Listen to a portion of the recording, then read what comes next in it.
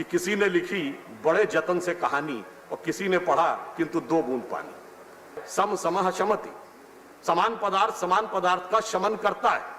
मर्दनम गुणवर्धनम, जीवेम शर्धाशतम, पश्येम शर्धाशतम, शृणयाम शर्धाशतम, अदीनास्याम शर्धाशतम, अर्थात 100 वर्ष तक जिए, 100 वर्ष तक देखें, 100 वर्ष तक सुने और 100 वर्ष तक रोग से प्रभावित ना हो, तो वो इन्हीं व्यवस्थाओं के द्वारा संभव है। अगर मैं ऑन अ लाइटर नोट कहूं तो कहा जाता था कि भाई होम्योपैथी में क्या है, 2 मीठी गोली दे दी जाती है और 2 बूंद पानी जो है मुंह में टपका दिया जाता है और कहते हैं इससे सब ठीक हो जाए। उसके पीछे का जो एफर्ट है, वो रिसर्च, वो शायद हम प्रकट होकर नहीं आ पाता था, जिसे अगर कहें तो एक पंक्ति में कह सकते हैं कि किसी ने लिखी बड़े जतन से कहानी और किसी ने पढ़ा किंतु 2 बूंद पानी। परंतु इस 2 बूंद पानी का इफेक्ट क्या था, मैं एक फैक्ट कोट करना चाहूंगा कि इस समय विश्व में जो रिसर्च हो रही है और उनमें जो फैक्ट निकलकर सामने आ रहे हैं, national health and medical research council of Australia in its report in October 2013 has said that the serial dilution of the various animal, plant, mineral and systematic substance to create the homeopathic remedy, which occurs to the point in which it is highly unlikely that a single molecule and original substance, the principles of the potentiation based on that, even though it is highly diluted solvents, have the memory of the original structure. इसका मतलब ये हुआ कि अगर हम किसी पानी में किसी दवा या पदार्थ को डालते हैं, एक डाइल्यूशन के बाद एक लिमिट ऐसी आती है जो अभी स्थापित सिद्धांत हैं, जिनमें हम सब ने अगर क्लास 10 तक भी किसी ने केमिस्ट्री पढ़ी होगी तो अवोगाड्रो नंबर या अवोगाड्रो सिद्धांत पढ़ा होगा, जिसमें 6.022 into 10⁻23 मॉलिक्यूल्स होते हैं। परंतु अब ये बात आ रही है कि उससे ज्यादा डाइल्यूशन होने पे उस सब्सटेंस की मेमोरी वहां मौजूद रहती है, जिसे नैनो टेक्नोलॉजी जो आई है, इसी ढंग से इसमें एक नैनो डायनेमिक्स का कॉन्सेप्ट आया है, जो लखनऊ के हमारे एक बड़े परिचित स्थापित डॉक्टर हैं, उन्होंने मुझे दिखाया था। और मैं सदन के संज्ञान में भी लाना चाहता हूं कि एक बहुत स्थापित फ्रेंच वायरोलॉजिस्ट, जिनको नोबेल पुरस्कार भी मिल चुका है वायरोलॉजी के ऊपर, उन्होंने भी इस बात की तस्दीक की है कि हाईली डाइल्यूटेड डाइल्यूशंस के अंदर ऐसे एलिमेंट्स होते हैं जो कि औषधि की गुणवत्ता को बहुत बढ़ा देते हैं। और वैसे ठीक है कि उनका बहुत विरोध भी हुआ है और अन्य चीजों को लेकर अनेक प्रकार की बातें कही भी जाती हैं और थोड़ा उपहास जुड़ा जाता है, इसमें कोई बहुत आश्चर्य की बात नहीं है। मैं सिर्फ एक उदाहरण देना चाहूंगा कि जब हम नए साइंटिफिक एरा में जाते हैं तो कई बार जो स्थापित मान्यताएं होती हैं वो नए जो स्वरूप है उनका उपहास उड़ाती हैं। मैं एक उदाहरण देना चाहूंगा कि जिस जमाने में अमेरिका में प्रोजेक्ट मैनहट्टन चल रहा था, यानी एटम बम बनाने का प्रोजेक्ट, उस समय हैरी ट्रूमैन अमेरिका के प्रेसिडेंट थे और उनके वन ऑफ द एडवाइजर, जिनका नाम था एडमिरल विलियम ले, उन्होंने कहा ट्रूमैन से कि whatever we are doing is doing a foolish thing, this bomb will never take off, this I am saying as an expert on explosive. तो वो गलत नहीं थे। उस समय तक एक्सप्लोजिव की जो टेक्नोलॉजी थी वो केमिकल फोर्सेस के ऊपर थी।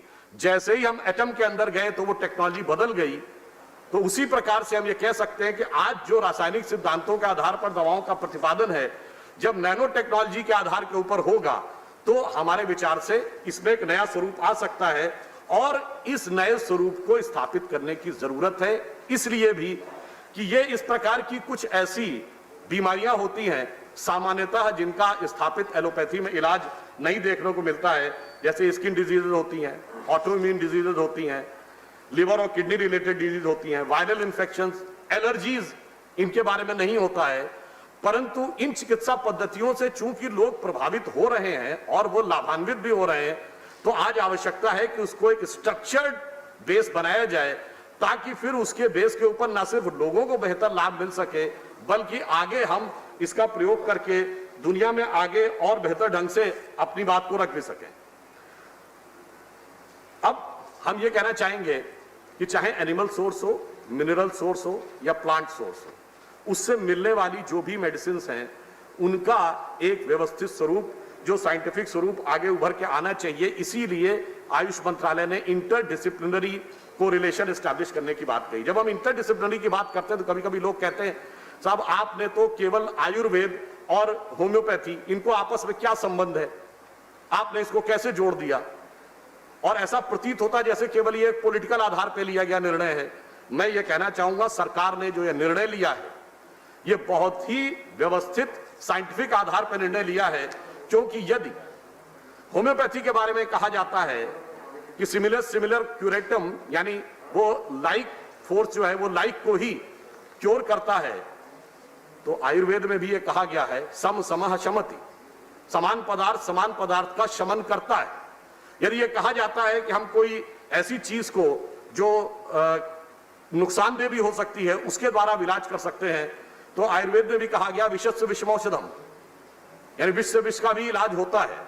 और यदि अल्ट्रा डाइल्यूशन की बात होम्योपैथी में है तो आयुर्वेद में भी कहा गया है मर्दनम गुणवर्धनम, means there are certain remedies in which you keep on diluting, keep on going into the finer element and the power will be keep on increasing। तो इसलिए मैं कहता हूं कि आवश्यकता है कि इसको आगे बढ़ाया जाए। और दूसरा इसका एक पक्ष सामाजिक भी है। यदि हम हेल्थ फॉर ऑल की बात करते हैं तो जब तक आर्थिक दृष्टि से सहज और सुगम चिकित्सा पद्धतियां उपलब्ध नहीं होंगी तब तक हेल्थ फॉर ऑल कैसे हो सकता है?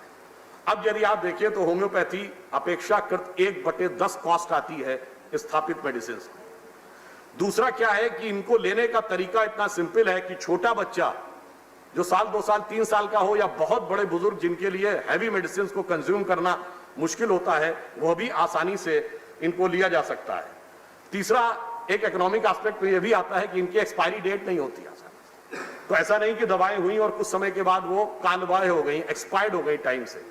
तो इसके बहुत सारे सामाजिक प्रभाव भी हैं। यदि हम इस पूरे सिस्टम को व्यवस्थित कर सके तो इसके सामाजिक प्रभाव का भी उपयोग होगा। अब कोविड के दौर में यदि हम देखें तो पहली बार ऐसा हुआ कि भारत सरकार ने आधिकारिक रूप से किसी आयुर्वेदिक और होम्योपैथिक के दवा को यह कहा कि इसका प्रयोग करना चाहिए। जो आपने देखा कि आर्सेनिक एल्बम हो या च्यवनप्राश के लिए कहा गया, उसका कारण यह था कि अभी तक जब हम कोविड का सामना कर रहे हैं तो 2 तरीके हैं उससे बचने के। एक है कि वैक्सीन का निर्माण हो और एक है इम्यूनिटी बूस्ट हो। इम्यूनिटी बूस्ट होने के जितने भी आधार अवेलेबल हैं वो आयुर्वेद और होम्योपैथी में ही अवेलेबल हैं, वो अभी तक के ज्ञात एलोपैथी सिद्धांत में अवेलेबल नहीं है। तो इम्यूनिटी बूस्टर्स के रूप में न सिर्फ प्रतिपादित किया सरकार ने, बल्कि ये रिसर्च करवाने की भी शुरुआत की, और जो मेरा मानना है कि आने वाले समय में देश के लिए बहुत महत्वपूर्ण होगी। एक बात मैं और कहना चाहूंगा, यदि हमारे पास ये विचार पहले होता तो शायद हम आज और बेहतर स्थिति में होते। मैं एक कोट करना चाहूंगा होम्योपैथी के संदर्भ में। गुरुदेव रविंद्रनाथ टैगोर ने यह 30 अगस्त 1936 को शांति निकेतन में कहा, coat, I have long been an ardent believer in the science of homeopathy and I feel happy that it has got now a great hold in India than even in the land of its origin. It is not merely a collection of few medicines but a science with a rational philosophy as its base. We require more scientific interest and inquiries into the matter with a special stress upon the Indian environment, unquote. ये मैंने इसलिए कहा कि जो कुछ गुरुदेव रविंद्रनाथ टैगोर जी ने 1936 में कहा, यदि हम बाद के वर्षों में स्वतंत्रता के बाद के कार्यकाल में कुछ रिसर्च इंस्टीट्यूट आयुर्वेद और होम्योपैथी के एस्टैब्लिश कर लिए होते और उसमें हमारे पास कुछ पेटेंट्स होते, तो मैं कह सकता हूं कि आज हम दुनिया में एक अलग ढंग से खड़े होते। और मैं अंत में ये कहना चाहूंगा कि जब हम एक नई चुनौती के सामने हैं और नई शताब्दी में नए तरीके से आगे बढ़ रहे हैं, तो अगर हमें वर्ल्ड का लीडर बनना है तो हमें ऑल्टरनेटिव टेक्नोलॉजी के थ्रू ही जाना होगा। इस्टेब्लिश टेक्नोलॉजी को फॉलो करते हुए हम फॉलोअर बन सकते हैं, लीडर नहीं। जैसे जो चाइनीज सिस्टम है, ट्रेडिशनल चाइनीज मेडिसिन, उसमें जहां तक मुझे ज्ञात है उन लोगों ने इतना रिसर्च किया कि मलेरिया की एक दवा ट्रेडिशनल चाइनीज मेडिसिन सिस्टम के माध्यम से करके, एक महिला साइंटिस्ट थी, मुझे उनका नाम नहीं ध्यान आ रहा है, उनको शायद नोबेल पुरस्कार भी मिला है। हमारे यहां ऐसा रिसर्च क्यों नहीं हुआ? शायद कहीं न कहीं हमारे अंदर जो भारत के आत्मगौरव का भाव था वो शायद उतना कॉन्फिडेंस नहीं रहा होगा, इसलिए हमने उस पर एस्टैब्लिश नहीं किया। जी, I am coming to end. Finally मैं सिर्फ ये कहना चाहूंगा कि आज 21st सेंचुरी में जितने भी पिछले 100 साल में बहुत सी ऐसे साइंस थे जो वहां से शुरू हुए मगर हमारे साइंटिस्टों ने आगे बढ़ाया, चाहे सीवी रमन हो, चाहे डीएनए में हरगोविंद खुराना जी हो, या अभी जो गॉड पार्टिकल निकाला गया उसमें जिसका की नाम है हिग्स बोसॉन, जो एक इंग्लैंड के साइंटिस्ट पीटर हिग्स और भारत के सत्येंद्र नाथ बोस के नाम पे है। तो आज जब हमने करके दिखाया है तो हम इन नई विधाओं में वर्ल्ड के लीडर बन सकते हैं।